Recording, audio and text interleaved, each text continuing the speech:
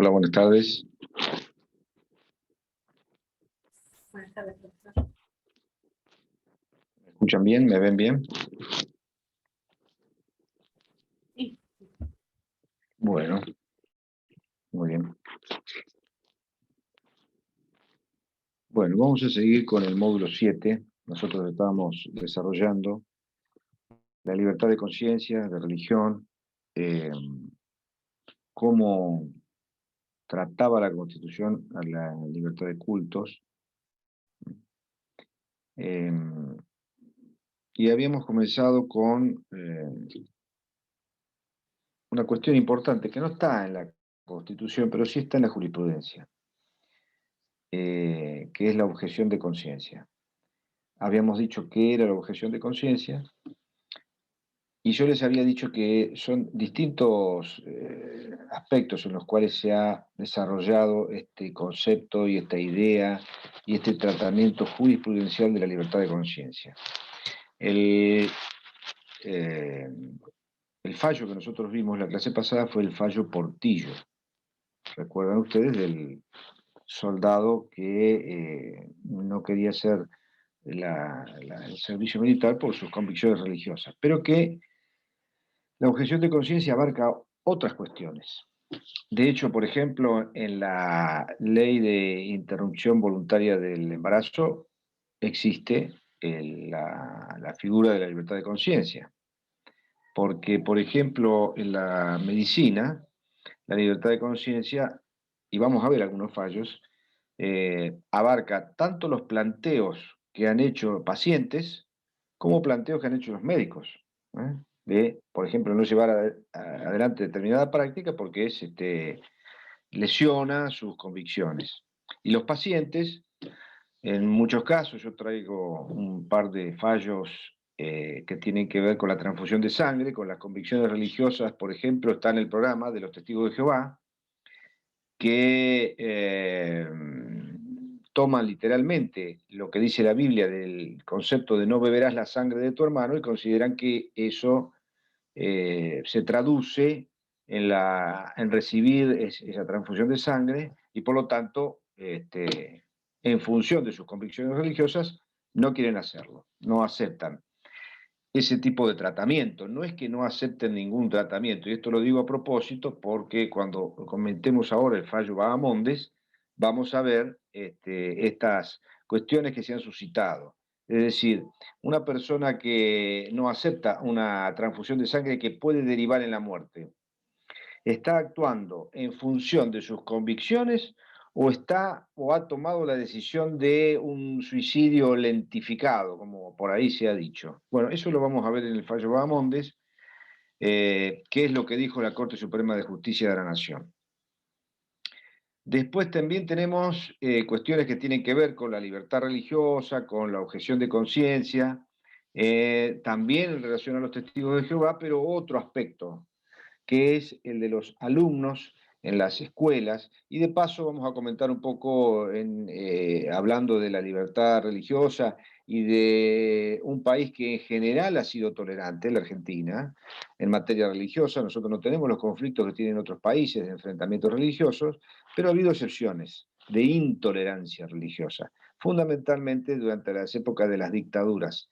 Vamos a hacer referencia a qué ocurrió con los testigos de Jehová en la última dictadura militar, con los alumnos de las escuelas y qué dijo la Corte, y cómo se resolvió después la cuestión que tenía que ver con la veneración de los símbolos patrios en función de las convicciones religiosas de los alumnos en las escuelas. Si agraviaban o no agraviaban los símbolos patrios no cantando el himno o no poniéndose la escarapela o ese tipo de cuestiones que se vinculan con esto que estamos viendo nosotros acá, que es la libertad de conciencia, la libertad de religión, etc. Cuando ustedes vean todas estas cosas y a los efectos de preparar lo que puede ser el parcial, consideren no solo, bueno, todo lo que ustedes quieran ver y estudiar, lo que vemos acá, lo que ven en los textos, pero desde el punto de vista normativo, recuerden de consultar siempre o de estudiar siempre el texto de la Constitución, pero también los temas pertinentes que tienen que ver, por ejemplo, con el Pacto de San José de Costa Rica. Recuerden ustedes lo que es el bloque de constitucionalidad federal. La jerarquización constitucional de los pactos de derechos humanos, tratados de derechos humanos, en el artículo 75, inciso 22, que es, digamos, en una pirámide, en el vértice de la pirámide no solo está la Constitución, sino los tratados internacionales. Entonces, consulten, por ejemplo, lo que tiene que ver con la cuestión religiosa, el artículo 2 y el artículo 14 de la Constitución, pero también lo que dice el Pacto de San José de Costa Rica en cuanto a la libertad de religión, la libertad de conciencia, etcétera, que está más precisamente en el artículo 12 del Pacto de San José de Costa Rica. Muy bien.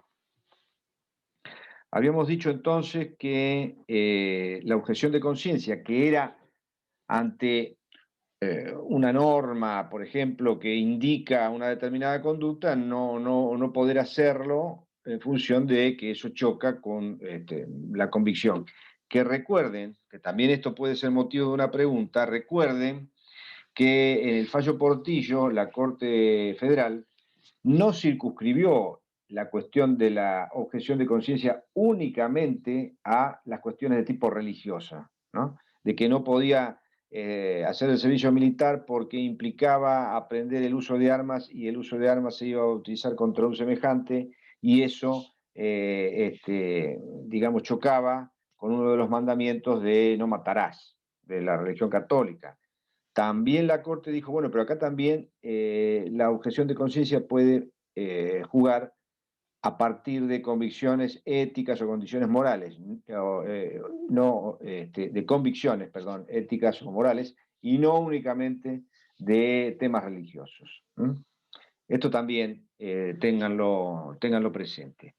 Bueno, caso Bahamondes. Yo les voy a explicar brevemente en qué consistió el caso Bahamondes y después vamos a comentar algunos aspectos puntuales del fallo.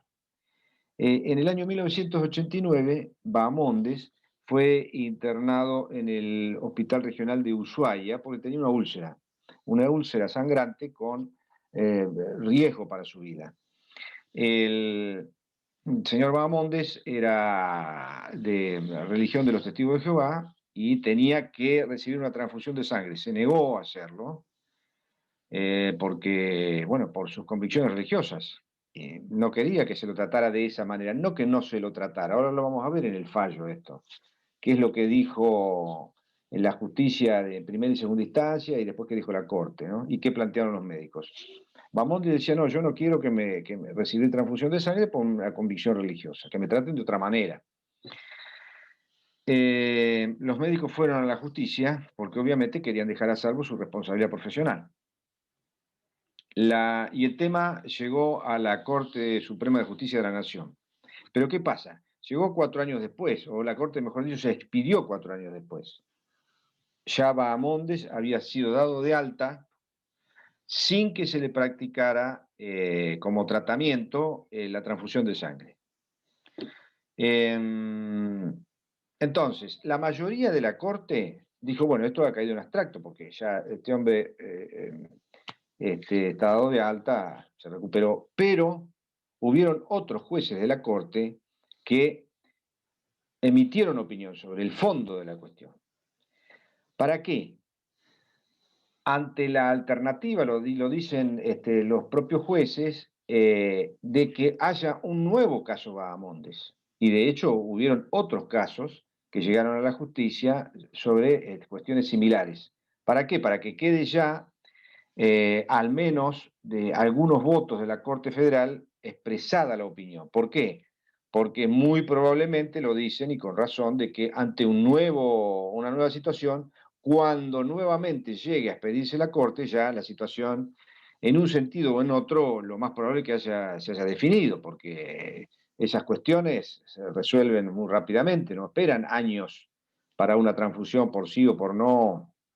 Un paciente evoluciona de la manera que evoluciona en cuestión de días. Entonces, el criterio de los jueces de la Corte que emitieron su opinión es decir, bueno, pero que esto quede como al menos como opinión de una minoría de la Corte, pero como criterio que de alguna forma pueda iluminar criterios futuros en planteos que se puedan dar más adelante, incluso como referencia a instancias inferiores, ¿no? Que son los que más rápido tienen que resolver. Un amparo lo tiene que resolver el juez de primera instancia, entonces que haya algún criterio del máximo tribunal de la nación. Entonces vamos a comentar algunos aspectos del fallo Bahamondes. Bueno, la Cámara Federal de Apelaciones de Comodoro Rivadavia confirmó el fallo de primera instancia que había autorizado la práctica. O sea, primera y segunda instancia le dan la razón a los médicos. Autorizan la práctica, a la cual Bahamondes se oponía.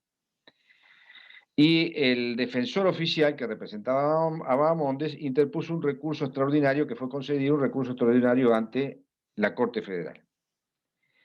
Bueno, Bahamondes se hallaba afectado por una, como dijimos, por una hemorragia digestiva con anemia. Obviamente que había peligro de muerte del paciente, ¿no? Ahora, siguen los considerando. Este último se negó a recibir transfusiones de sangre por considerar que eran contrarias a las creencias del culto Testigos de Jehová que él profesaba. Al entrevistar a Bahamondes, el juez de primera instancia lo encontró lúcido, es decir, sabía lo que estaba planteando y pudo comprender la gravedad de la situación a la que se exponía, no aceptando la transfusión de sangre. Digo esto porque después yo les voy a comentar brevemente otra situación que se dio en la justicia, donde la persona que debía recibir la transfusión de sangre era testigo de Jehová, pero estaba inconsciente. Veremos después cómo se resolvió esa situación. En este caso, Bahamondes estaba plenamente lúcido, como dice el juez de primera instancia. Que la Cámara, al confirmar estos son los considerandos de la Corte, ¿no? Que la Cámara, al confirmar el pronunciamiento de la instancia anterior, sostuvo que la decisión de Bahamondes, esto es lo que yo le decía, era una negativa por convicciones religiosas, era una decisión que había tomado Bahamondes de suicidarse y esa era la manera que encontraba. ¿Qué dice la Cámara? Que la decisión de Bahamondes constituía un suicidio lentificado, realizado por un medio no violento y no por propia mano, mediante un acto que no era no por propia mano, mediante un acto, ¿no? Era un suicidio lentificado que había decidido hacerlo no per se, sino por la omisión propia del suicida, que no admitía tratamiento y de ese modo se dejaba morir. Eso dice la Cámara, para hacerle lugar al planteo de los médicos. Señaló el tribunal el inferior a la Corte, no la Cámara. Dice, ¿por qué? ¿En qué fundamenta para decir, háganle la transfusión? Señaló el tribunal que al ser el derecho a la vida el bien supremo, no resultaba posible aceptar que la libertad individual se ejerciera de un modo tal que extinguiera la vida misma. Este es el núcleo del fallo de la Cámara. El derecho a la vida es un bien supremo y que en el uso de su libertad una persona no puede dejar por su propia decisión que se extinga ese bien supremo, ¿no? O sea que la Cámara pone como bien supremo el derecho a la vida, ¿m? Y que y dice, y no lo puede disponer Bahamondes como a él se le ocurra. El inferior, dice la Corte, calificó a la posición del paciente como nihilista, es decir, el nihilismo que no, aquellos que tienen una posición nihilista que no tiene sentido la vida, y rechazan todo tipo de principios religiosos, morales, que no creen absolutamente en nada, ¿no? Sigue diciendo la Corte que el apelante, ahora Bahamondes, considera, en primer lugar, erróneo que la decisión de Bahamondes resultase equiparable a un suicidio lentificado. Bahamondes dice, yo no me quiero suicidar. Por el contrario, el recurrente sostiene que Bahamondes no quiere suicidarse sino vivir, mas no desea aceptar un tratamiento médico que resulta contrario a sus más íntimas convicciones religiosas. Él dice, yo no quiero morirme, pero quiero que respeten mis convicciones religiosas. El defensor afirma además que el paciente es consciente del peligro potencial que su negativa puede acarrear a su salud e incluso a su vida, no obstante lo cual antepone su fe y el respeto a sus íntimas convicciones religiosas. Recuerden ustedes que cuando nosotros hablamos, y yo se los voy a traer después en la próxima clase simplemente como una referencia, pero tengan en cuenta cuál era el orden jerárquico de los, porque digamos, los derechos humanos están en un plano de igualdad, eso dice, lo consideran la mayoría de la doctrina, fallos de la Corte Nacional y de la Corte Interamericana de Derechos Humanos, salvo en Mejía. En Mejía decía, hay un orden jerárquico de los derechos, ¿no? Los derechos representan valores y como los valores se pueden jerarquizar, cada derecho está en sintonía con el valor que representa, por lo tanto hay un derecho que es más importante, un segundo que es un poco menos importante y así sucesivamente. Vamos a traer a colación nuevamente y muy sintéticamente cuál era el primer derecho que en ese orden jerárquico ponía en Mejía en su jerarquización, ¿no? Simplemente lo dejo cuando hablamos de lo que dice Bahamondes, respétenme en mi dignidad, en mi convicción religiosa, ¿no? Yo no me quiero suicidar. Fundado en los artículos 14 y 19 de la Constitución Nacional, el recurrente considera que la transfusión de sangre, ordenada en contra de la voluntad de Bahamondes, representa un acto compulsivo que desconoce y avasalla las garantías constitucionales inherentes a la libertad de culto y al principio de reserva, ¿no? ¿Cuál es el derecho? Voy cortando camino, ¿no? ¿Cuál es el derecho involucrado? Que corresponde determinar en primer lugar la naturaleza y alcances en el marco de la Constitución Nacional del derecho principalmente involucrado en esta controversia. Esto es el derecho a la libertad religiosa. Que esta Corte ha reconocido raigambre constitucional al derecho a la libertad religiosa y más ampliamente a la libertad de conciencia. Así, y enumera un fallo, se sostuvo que la libertad de conciencia consiste en no ser obligado a un acto prohibido por la propia conciencia, sea que la prohibición obedezca a creencias religiosas o a creencias morales, lo que dijimos hoy. La conciencia, y cuando empezamos este tema, la libertad de conciencia no es únicamente vinculada a lo religioso, sino una libertad de conciencia en cuestiones morales, políticas, filosóficas, económicas, etc. Más recientemente, dice la Corte, en la causa Enmejian Konsofovich, se afirmó que la defensa de los sentimientos religiosos forma parte del sistema pluralista que en materia de cultos adoptó nuestra Constitución. ¿Se acuerdan ustedes sintéticamente qué era Enmejian Konsofovich? ¿Alguien lo quiere recordar? No sé si yo lo tengo que habilitar o no. Sí, en el programa de Sofovich, Dalmiro Sáenz había tenido unos dichos en contra de Jesús o de la Virgen, y Ermejian interpretaba eso como una ofensa no solo para él, sino para todos los católicos. Entonces pidió derecho a réplica, que le dieran la oportunidad de tener un espacio ya que en el estamos programa. con eso. ¿Y qué pasó? Y no ¿Qué dijo se la lo dieron. Corte, te acordás? No se lo dieron, está bien, No sé. Sofovich no se lo dio, y fue a la justicia. ¿Y te acordás qué dijo la justicia? Primera y segunda instancia se lo denegaron, le dijeron, no señor, no puede ejercer derecho a réplica. ¿Y qué dijo la Corte, te acordás? Si no te acordás, no importa, ¿eh? No me acuerdo. La Corte hizo lugar, esto es una pequeña digresión, unos años antes había dicho, ante una situación similar, en un juicio en Mejía con Neustadt, la Corte había dicho que no hacía lugar el derecho a réplica porque el artículo del Pacto de San José de Costa Rica, creo que es el 14, artículo 14, necesitaba una ley interna que reglamentara el derecho a réplica. ¿Por qué lo dice el artículo? En las condiciones que establezca la ley. En el año 92, la Corte Federal cambió de opinión e hizo lugar al derecho a réplica, diciendo que no era necesaria una ley que reglamentara el derecho a réplica previsto en el artículo 14 del Pacto de San José de Costa Rica, que era absolutamente ejecutable y por lo tanto hizo lugar. Y que las cuestiones que tienen que ver con la ley, las cuestiones secundarias que tienen que ver con la forma o el modo de usarse, pero que de ninguna manera necesitaba una ley que reglamentara el derecho a réplica para que tuviera vigencia.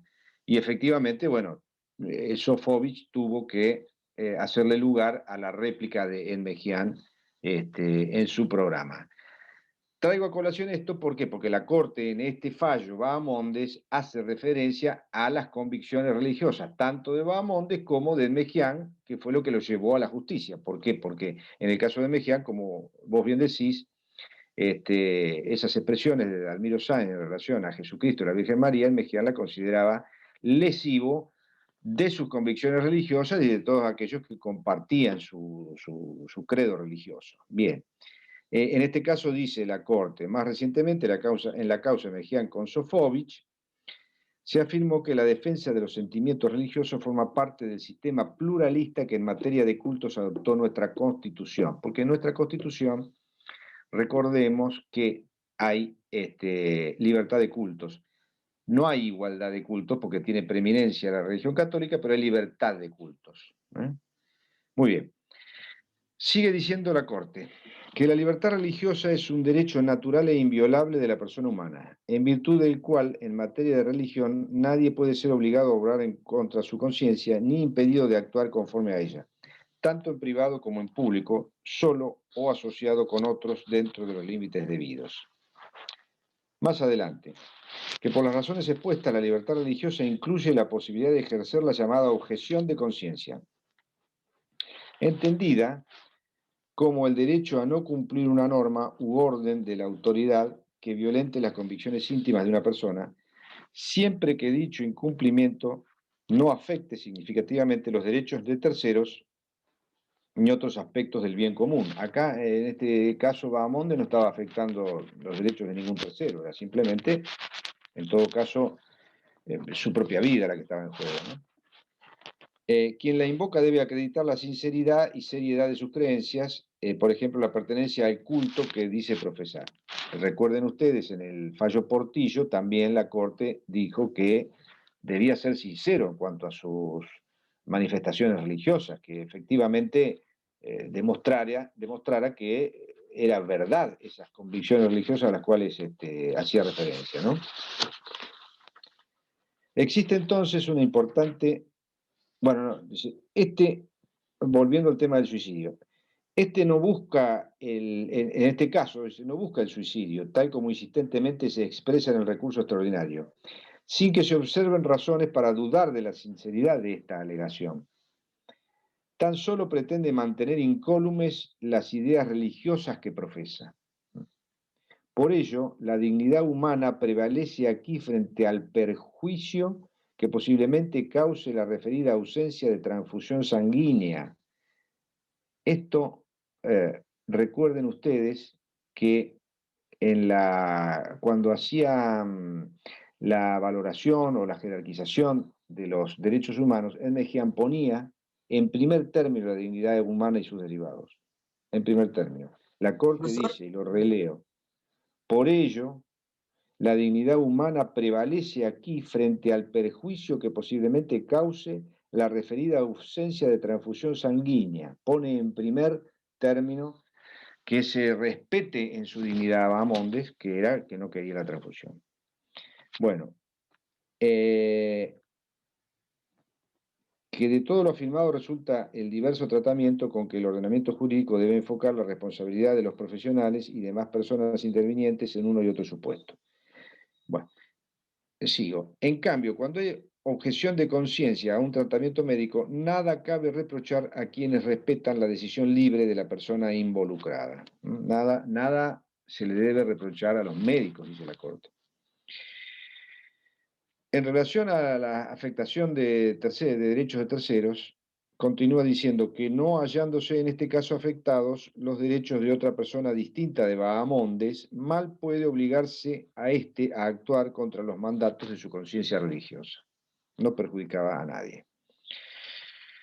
Que la convivencia pacífica y tolerante también impone el respeto de los valores religiosos del objetor de conciencia, en las condiciones enunciadas, aunque la sociedad no los asuma mayoritariamente. Es decir, dice la Corte, hay que respetar la objeción de conciencia, aunque por ahí la mayor parte de la sociedad no esté de acuerdo con ese proceder del recurrente en este caso, ¿no? De lo contrario, bajo el pretexto de la tutela de un orden público erróneamente concebido, podría violentarse la conciencia de ciertas personas que sufrirían una arbitraria discriminación por parte de la mayoría, con perjuicio para el saludable pluralismo de un Estado democrático. Obviamente, en un Estado democrático y plural hay distintas opiniones, hay mayorías y hay minorías, y de ninguna manera las mayorías, por el solo hecho de serlo, deben o pueden imponerle determinados criterios a las minorías, ¿no? Si no, no estaríamos en un Estado democrático. Viene el tema, ¿debe haber una norma expresa que habilite la objeción de conciencia o no? Que resulte irrelevante, esto puede ser un motivo de una pregunta, ¿no? Si es necesaria o no una norma expresa en el texto, por ejemplo, de la Constitución para habilitar la figura de la objeción de conciencia. Dice la Corte que resulta irrelevante la ausencia de una norma expresa aplicable al caso que prevea el derecho a la objeción de conciencia a transfusiones sanguíneas, pues él está implícito en el concepto mismo de persona sobre el cual se asienta todo el ordenamiento jurídico. El ordenamiento jurídico, y fundamentalmente, y más todavía, a partir de la jerarquización constitucional de los tratados internacionales de derechos humanos, tiene al hombre en el centro de la protección de sus derechos, entre la Constitución y los textos de los tratados. Lo dice la Corte, pues él está implícito en el concepto mismo de persona sobre el cual se asienta todo el ordenamiento jurídico. Los derechos individuales, especialmente aquellos que solo exigen una abstención de los poderes públicos y no la realización de conductas positivas por parte de aquellos, deben ser hechos valer obligatoriamente por los jueces en los casos concretos, sin importar que se encuentren incorporados o no a la legislación. Ello permite afirmar la tutela constitucional de la objeción de conciencia con apoyo en el artículo 14, ¿no?, de la libertad de cultos, y el artículo 33 de la Constitución, que son justamente los derechos implícitos. Artículo 33 de la Constitución, recordémoslo: las declaraciones, derechos y garantías que enumera la Constitución no serán entendidos como negación de otros derechos y garantías no numerados, pero que nacen del principio de la soberanía del pueblo y de la forma republicana de gobierno. Si estos son los derechos implícitos, la objeción de conciencia aparece, según el criterio de la Corte, como un derecho implícito. No está en el texto constitucional, pero en el contexto de los valores y de la ideología de la Constitución, más los tratados internacionales de derechos humanos, obviamente que de manera implícita está la objeción de conciencia. Y bueno, y de esta manera hace lugar al recurso extraordinario y revoca la sentencia de primera instancia.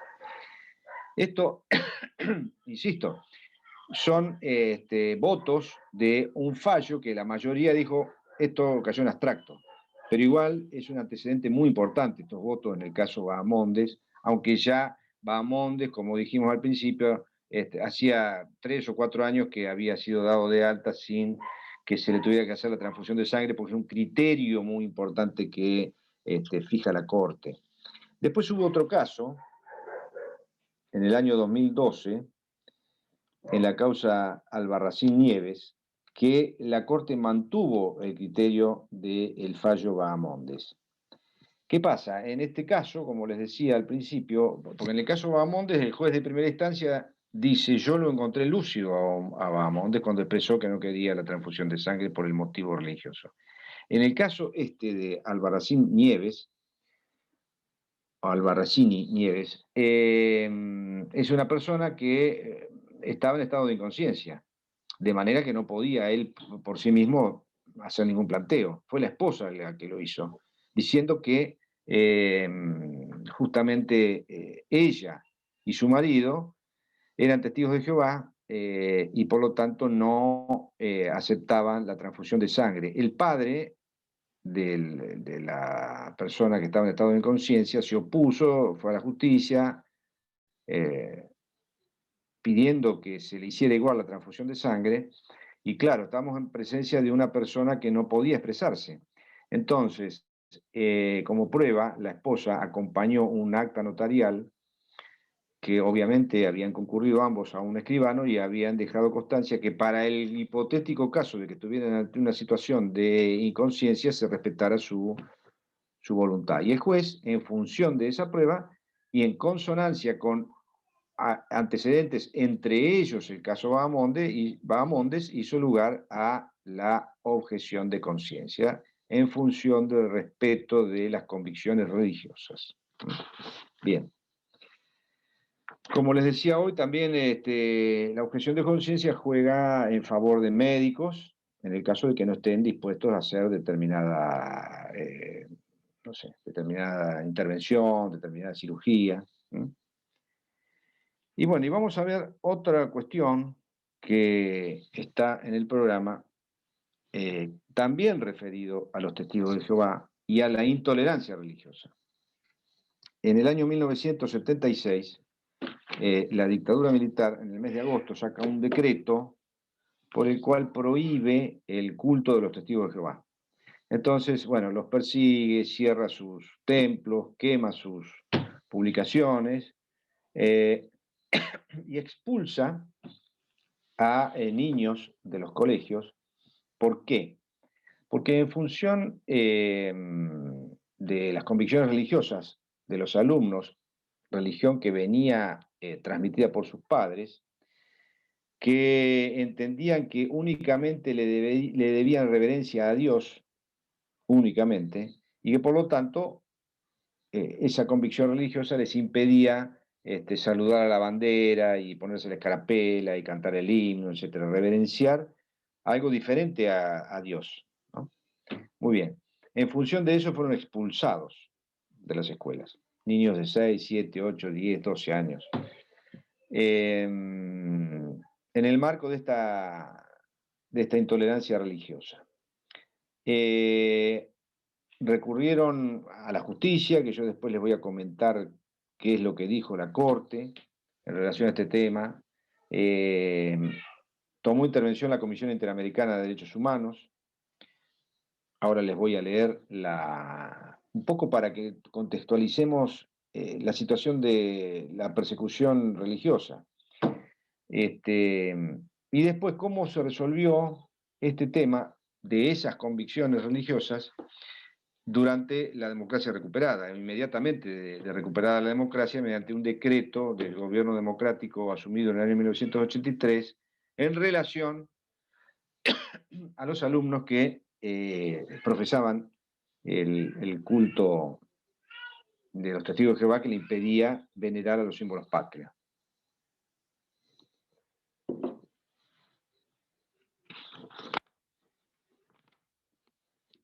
La Comisión Interamericana dice, recibió el 9 de noviembre del 76 la denuncia de los testigos de Jehová que se registró, bueno, el número tal, y que concierne específicamente al decreto 1867, que yo le decía, adoptado por el gobierno argentino el 31 de agosto de aquel año, mediante el cual prohíbese, decía el decreto, prohíbese en todo el territorio de la nación la actividad de la Asociación Religiosa Testigos de Jehová o la Torre del Vigía y Asociación de Tratados Bíblicos y la de los grupos, entidades o asociaciones directas o indirectamente vinculados a dicha asociación.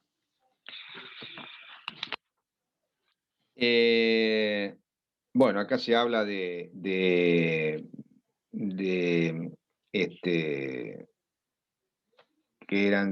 sostenían principios contrarios a la nacionalidad, a las instituciones de las instituciones básicas del Estado, etcétera. Todas esas referencias que hacían a los que echaban mano la dictadura militar para encontrar excusas para perseguir a determinados sectores, ¿no? Y así fueron como cerraron los templos, como les decía, quemaron las publicaciones, expulsaron a los niños de las escuelas. Bien, dice la Comisión Interamericana en relación a a la visita del año 79. En el caso de los cerca del millar de niños expulsados, de los cuales varios cientos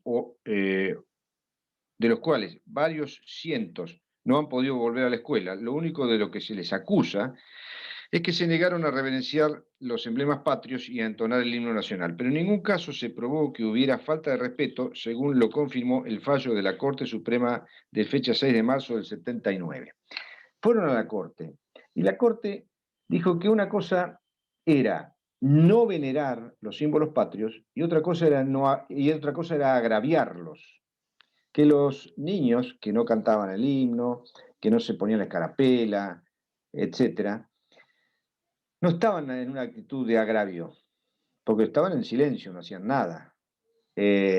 No lo reverenciaban simplemente, pero no lo estaban agraviando. Entonces la Corte, en base a este criterio del no agravio, ordenó la reincorporación de los estudiantes a las escuelas. Obviamente que a muchos no los reincorporaron, ¿no? Y otros se tomaron su tiempo en hacerlo. Pero este es el criterio. El criterio de la Corte fue, una cosa es no reverenciar y otra agraviar. En este caso no ha habido agravio, decía el fallo. También tenemos a más de 250 jóvenes purgando condenas que van desde 2 años y medio hasta 5 años, de 2 años y medio hasta 5 años, ¿no? En distintas prisiones militares por ser objetores de conciencia al servicio militar. Es decir, que el fallo de Portillo vino en la época democrática. En la época de la dictadura llegaron a estar 5 años cumpliendo un servicio militar por haberse negado en un principio a concurrir el día y la hora que tenían que hacerlo por la objeción de conciencia. Dicen los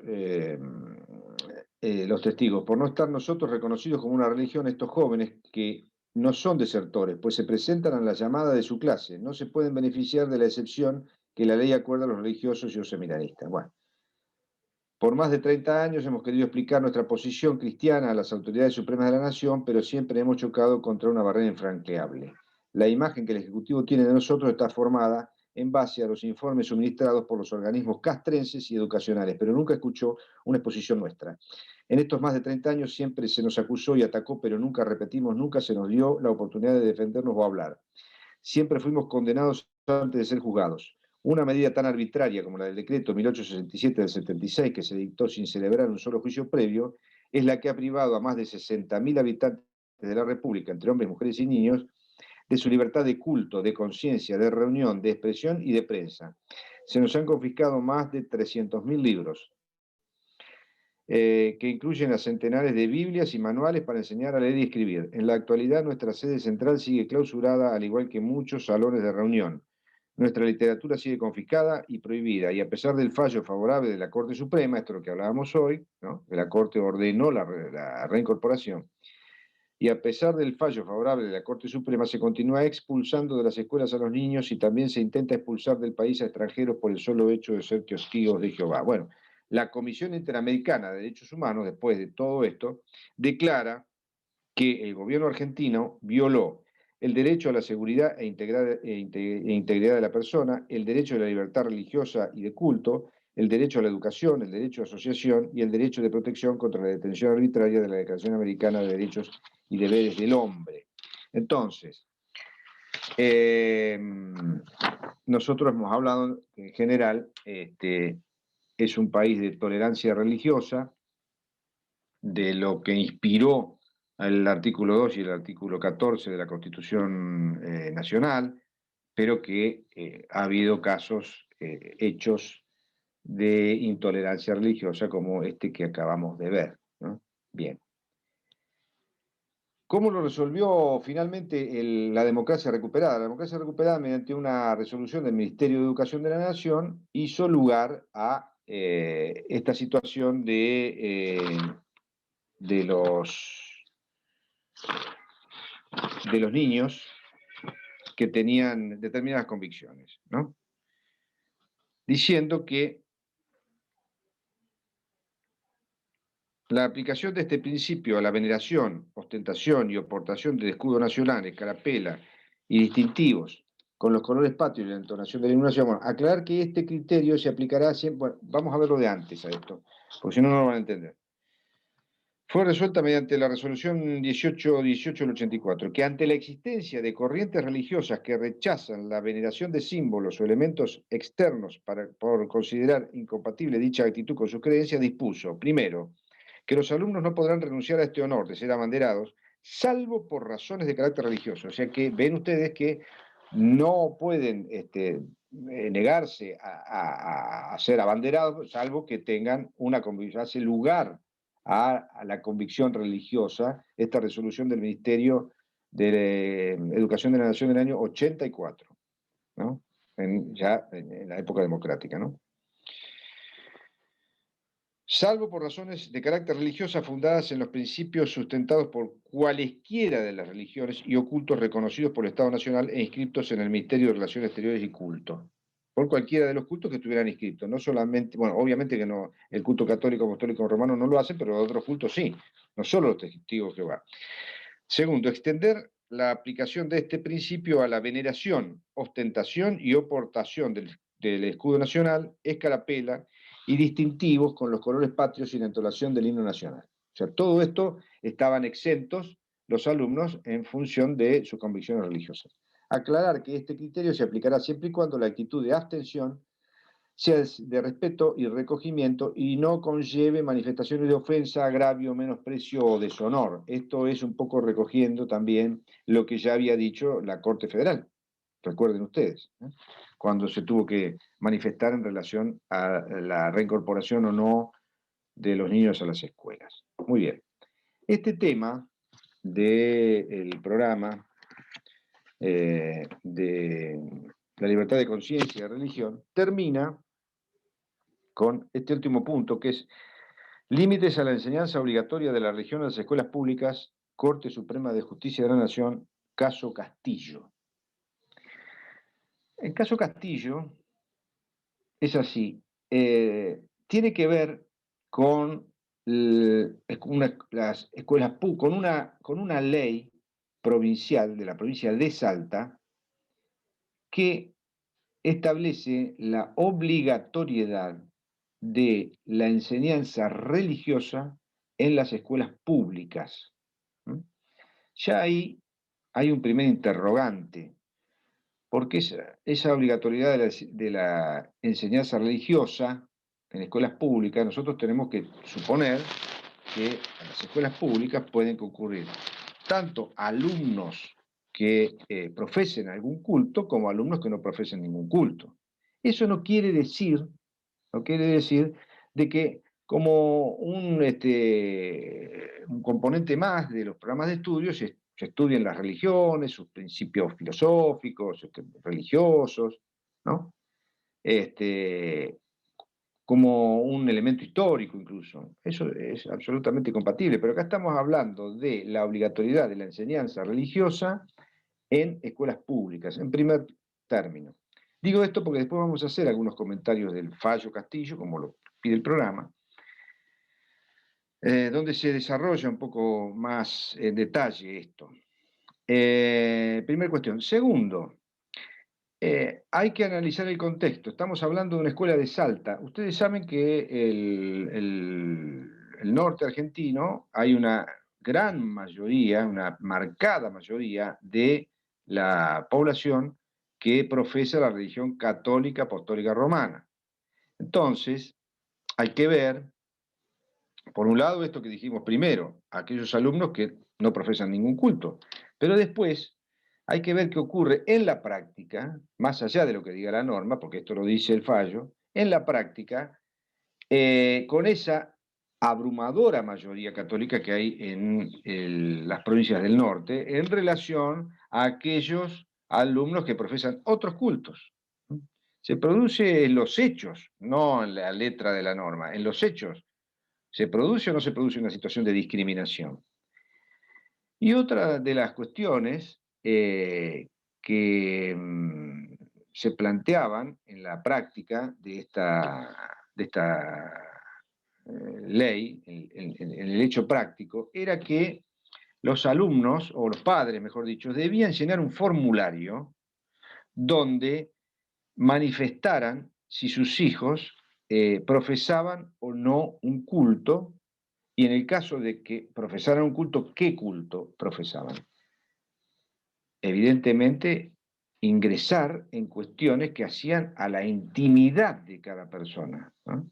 Tener que estar diciéndole a todo el mundo si profesa o no profesa algún culto y qué culto profesa y por qué esa invasión al derecho a la intimidad de raigambre constitucional y de también existente y de una manera muy importante en los tratados internacionales de derechos humanos, ¿no? Bien, todas estas cuestiones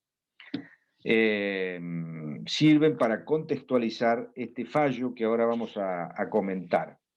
Un grupo de madres, de alumnos y de las escuelas públicas y la Asociación por los Derechos Civiles fueron a la justicia. ¿Para qué? Para plantear la inconstitucionalidad del artículo 27 de la Ley de Educación Provincial 7546 de Salta, el inciso ñ. ¿Qué dice el inciso ñ? Que la instrucción religiosa integra los planes de estudio y se imparte dentro de los horarios de clase, atendiendo a la creencia de los padres y tutores y que los contenidos, presten atención, y que los contenidos y la habilitación docente requerirán el aval de la respectiva autoridad religiosa. Es decir, los contenidos y la habilitación al docente va a provenir o va a tener que tener el aval, no va a provenir, va a tener que tener el aval de la respectiva autoridad religiosa. Estamos hablando de escuelas públicas, ¿no? Muy bien. Van a la justicia a los efectos de que se declare la inconstitucionalidad del el inciso ñ del artículo 27 de la ley 7546 y que por lo tanto no se aplique. Primera instancia, y llegan a la Corte Provincial y la Cámara, y la Corte Provincial, en la última instancia provincial, rechazan el amparo. Entonces van a la Corte Federal. Muy bien. ¿Qué dice la Corte Federal? Es lo que vamos a ver ahora con algún detalle. Fallo Castillo, anote por ahí, porque nosotros vamos a preguntar sobre este fallo Castillo, por lo menos en sus aspectos más importantes, ¿no? Obviamente que el fallo Castillo, empiezo por el final, la Corte Federal hace lugar al amparo y declara la inconstitucionalidad de la ley, de esta ley provincial, ¿no? Algunos de los considerandos del fallo Castillo. Uno de ellos, por ejemplo, hace un análisis sobre qué significa el artículo 2 de la Constitución Nacional cuando dice que el Estado sostiene el culto católico apostólico romano. Sostiene. ¿Qué dice la Corte en esta cuestión de sostiene? En primer lugar, que cuando vimos nosotros los modelos de sacralidad, de secularidad y de laicidad, habíamos dicho que no hay una religión oficial del Estado, ¿no? Como si son los modelos de la sacralidad. Entonces esto lo recuerda la Corte, diciendo no estamos con una religión oficial del Estado, estamos, si bien no en igualdad de cultos, en libertad de cultos, artículo 14, y el sostiene se refiere únicamente a cuestiones de tipo económico, pero no a un modelo de religión de Estado, ¿no? Bien. Más adelante, porque ¿qué pasa? La ley habla de enseñanza religiosa, pero dice la ley, dice la Corte, que esta mención es solo en apariencia neutral. ¿Y por qué es en apariencia neutral? Por el contexto de una abrumadora mayoría de la religión católica apostólica romana. O sea, esto es una apariencia de neutralidad, lo de de la enseñanza religiosa, sin hacer referencia a una religión en particular. Una apariencia de neutralidad, dice la Corte. ¿Por qué? Porque se han aportado pruebas de que esa apariencia de neutralidad se convertía en los hechos en la enseñanza de la religión católica, ¿no? Afectando lo que tiene que ver con la discriminación, ¿no?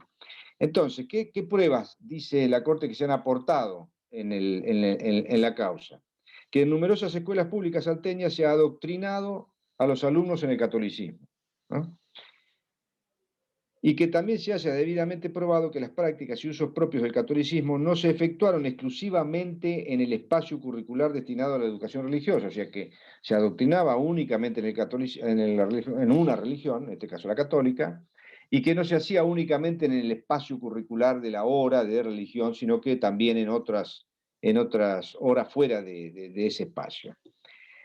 De todo ello surge que existen patrones sistemáticos de trato desigualitario hacia grupos religiosos minoritarios y hacia los no creyentes. Dice la Corte que en la práctica, más allá por eso de la aparente neutralidad, que hay patrones sistemáticos de trato desigualitario hacia grupos religiosos minoritarios y hacia los no creyentes. Esto es lo que, en definitiva, hace que se haga lugar al reclamo. ¿Por qué? Porque terminaban en situaciones de discriminación. Concluyó la Corte que el texto del inciso ñ del artículo 27 de la Ley de Educación Provincial no contiene esto es muy importante, no contiene un supuesto de discriminación directa, sino que bajo la apariencia de neutralidad tiene decisivos efectos discriminatorios. Esta apariencia de neutralidad tiene efectos discriminatorios hacia los que profesaban otras religiones y a los no creyentes. Y de ese modo viola el principio de igualdad y no discriminación. Anoten por ahí qué es lo que dice la Corte, qué principios se violan, el de igualdad y no discriminación. Que debe orientar e inspirar las políticas con miras a alcanzar una educación inclusiva que priorice la igualdad plena de oportunidades, lo que lleva a declarar su inconstitucionalidad. Se viola el principio de igualdad y de no discriminación. También trató el tema referido a lo que yo les decía hace un rato, de esas planillas que tenían que llenar. También trató el agravio referido a la obligación impuesta a los padres de manifestar a través de unos formularios si querían que sus hijos reciban educación religiosa y, en caso afirmativo, en qué creencia, ¿no? ¿Qué violaba acá estas planillas que debían llenar? Violatorio del derecho que tiene toda persona de no revelar un aspecto de su esfera personal, en tanto obliga a divulgar una faceta de la personalidad espiritual destinada a la dimensión propia de cada individuo.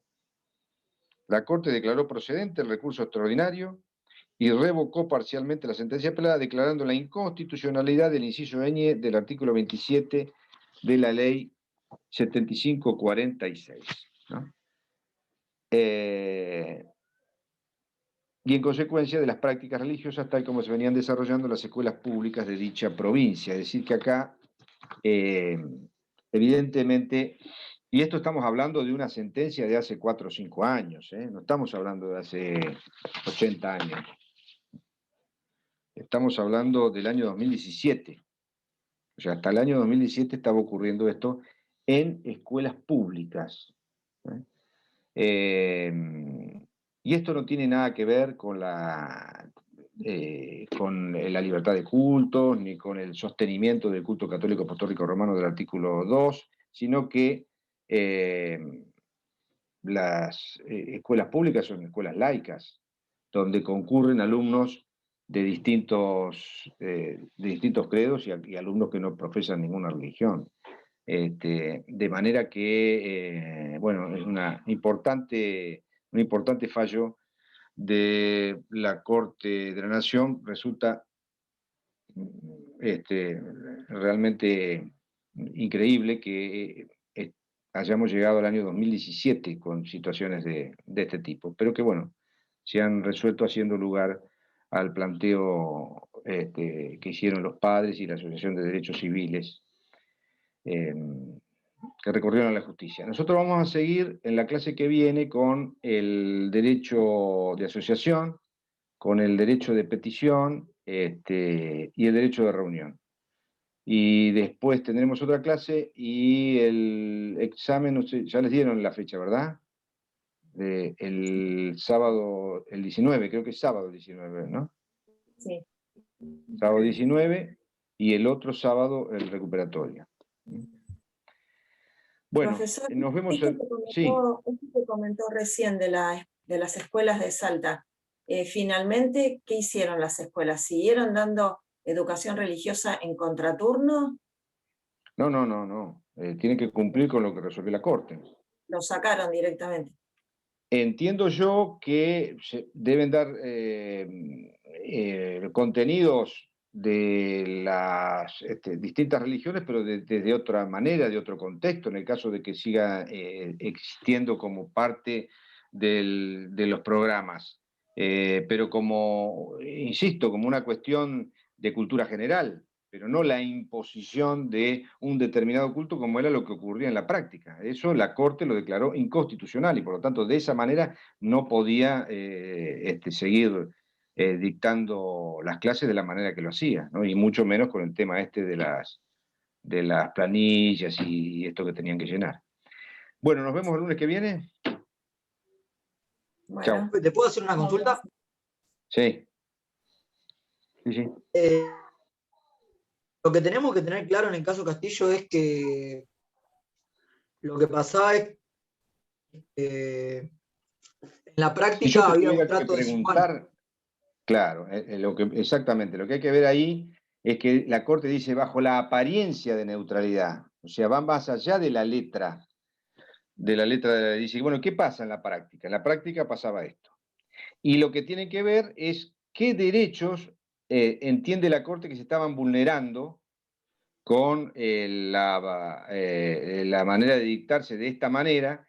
¿Y qué derecho se vulnera con el tema del llenado de las planillas? Cuando alguien tiene que manifestar algo que representa sus más íntimas convicciones religiosas. Porque nosotros podemos preguntar, bueno, ¿y por qué la Corte, en función de qué, derechos encuentra vulnerados? Y tener que penetrar en la intimidad de una persona, ¿qué derechos se está vulnerando?